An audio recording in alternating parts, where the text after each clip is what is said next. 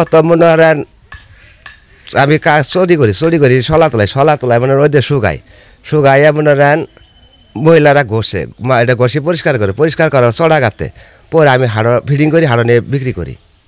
আমাদের এই অঞ্চলে 1000-1200 মানুষের মতো মানে এই দার্কির কাজ করে, ছোট বড় ছেলে মেয়ে সবাই এই দার্কির কাজটা করে। আমরাও করি, তবে আমরা লেখাপড়া করি, লেখাপড়ার ফাঁকে ফাঁকে যতটুক মানে করতে পারি ততটুক করার পরে আমার কোচিংয়ের বেতনটা হয়, ঠিক আছে, তবে সম্পূর্ণ হয় না। তবে মা বাবা যতটুক পারে এই কাজ করে ততটুক পর্যায়ে আমার সাহায্য করে। তবে আমাদের একটা কথা যে সরকারের কাছে আবেদন করলাম, সরকার যদি কিছু সাহায্য করে তাহলে আমার মা বাবার মানে প্রেশারটা একটু কম যাব, এটাই আমাদের অনুরোধ করা। আগে প্রচুর বেচা কিনে হয়েছে, আর এখনকার রিং জালটা বাড়ায় কিন্তু দাঁড়িয়ে কিন্তু নেয় না, আরো পেটে হয়ে নাড়তে। তো বানাই আমরা জড়ো করছি আষাঢ় জ্যৈষ্ঠ মাসের জন্য, বৃষ্টি হব বন্যা হব, এর জন্য আমরা জিনিসটা জড়ো করছি। বৃষ্টি বন্যার সময় আমরা বেচা কিনি করব। আমাদের কুটির শিল্পের আমরা মালপত্র বানিয়ে রাখছি এবং কি দোয়া করবেন এই আগামীতে এই সিজনে আমরা বিক্রি করব।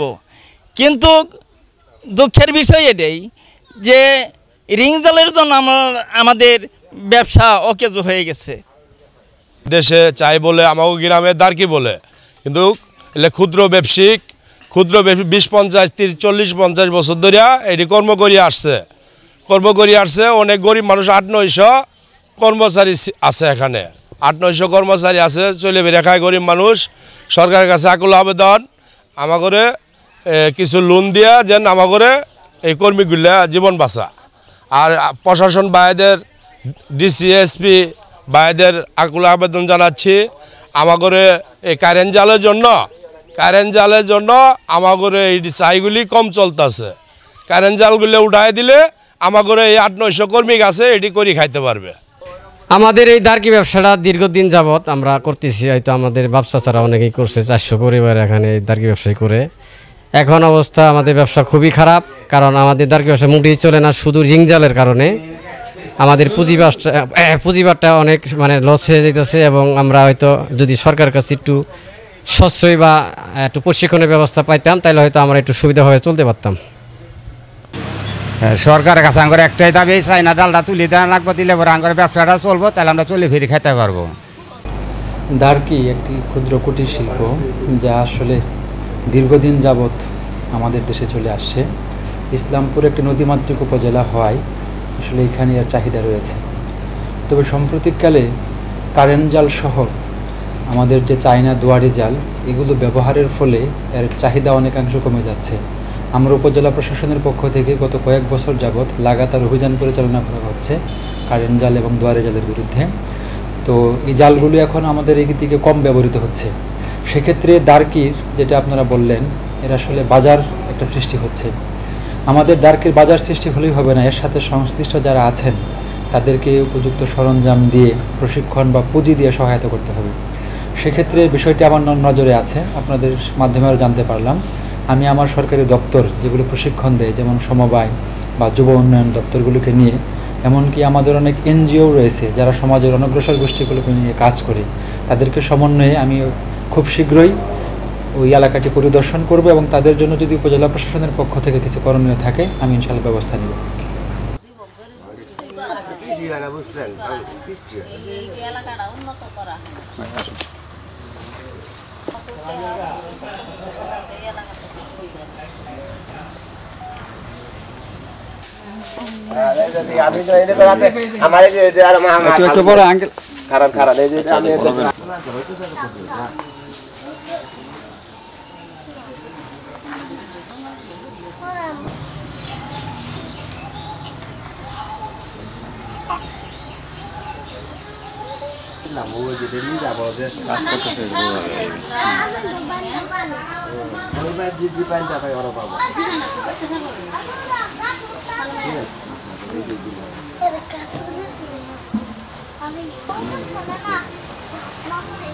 শর্ট বাদ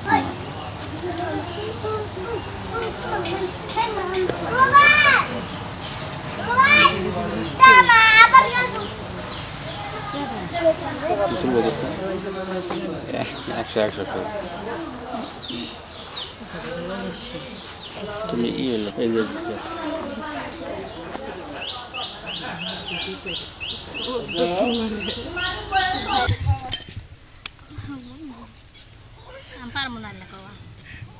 আপু আমি শিখাই দিই না না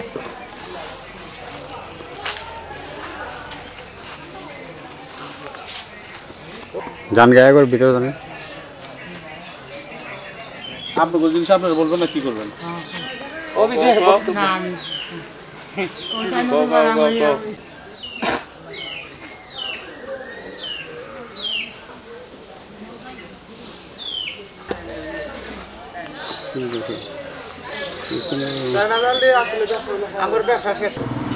এখন বড় সমস্যা হয়ে গেছে যে চায়না রিংজাল এটা ব্যবহার বাড়ছে যার